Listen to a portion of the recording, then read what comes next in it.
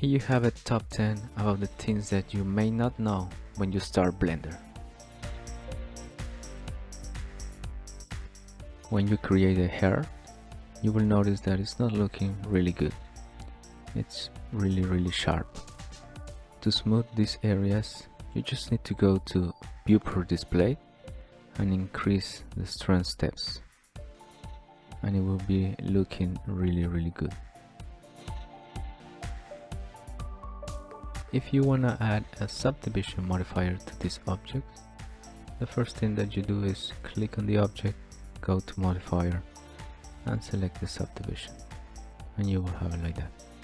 Another option to do this is by selecting the object and pressing Ctrl and select one of the numbers that you have on your keyboard.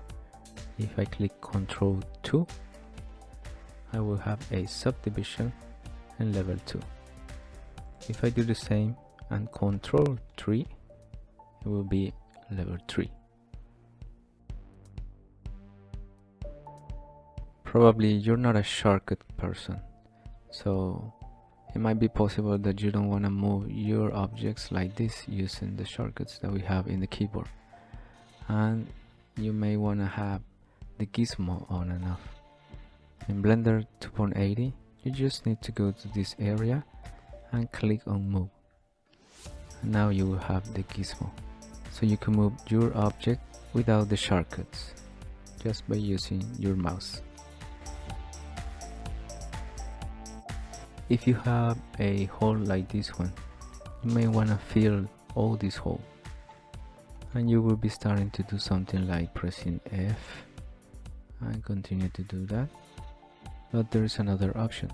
First thing that we need to do is go to Edge Mode, select this area, make sure you only select this side and this side, deselect this, and now let's go to Face Grid Fill, and we have everything in just 2 clicks, maybe 3.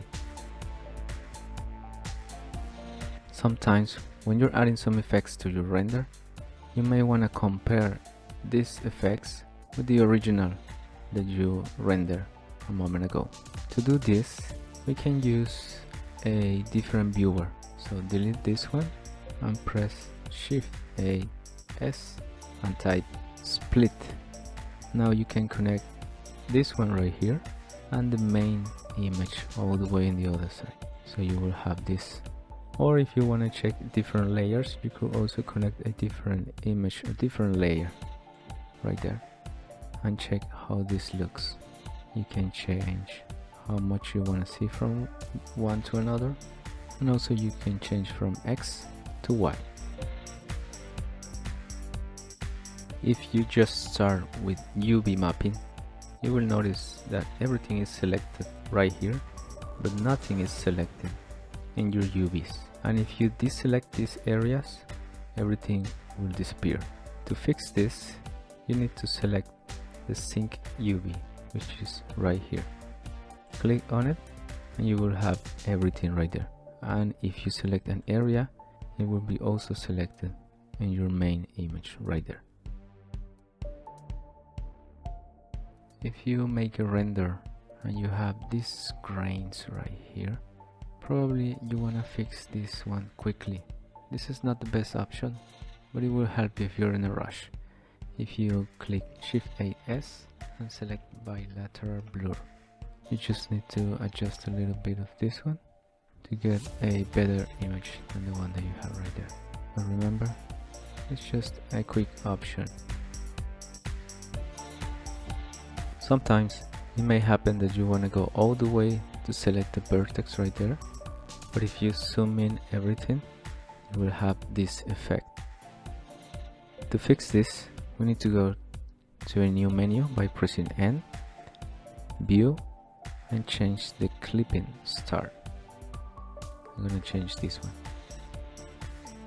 and now it's fixed.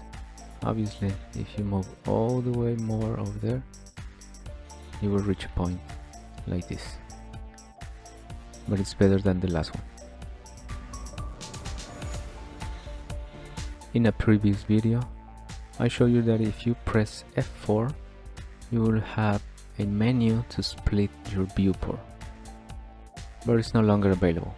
So a new option will be by going to this edge, right click on it, split area, and now you could create a new area like that. Another option is by going to view, area, split, and create a new one. Another option that you could use is go to view, area. If you right click on one of these ones or in the area, you could add those ones to the quick favorites menu. And now if you click Q on your keyboard, you will have this menu right here.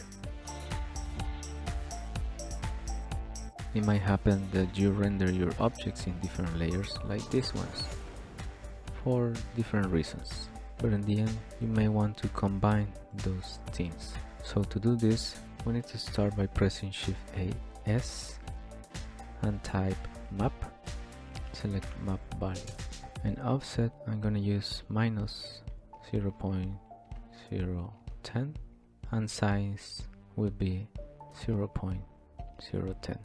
You could adjust the values, it might be different for you, just need to check.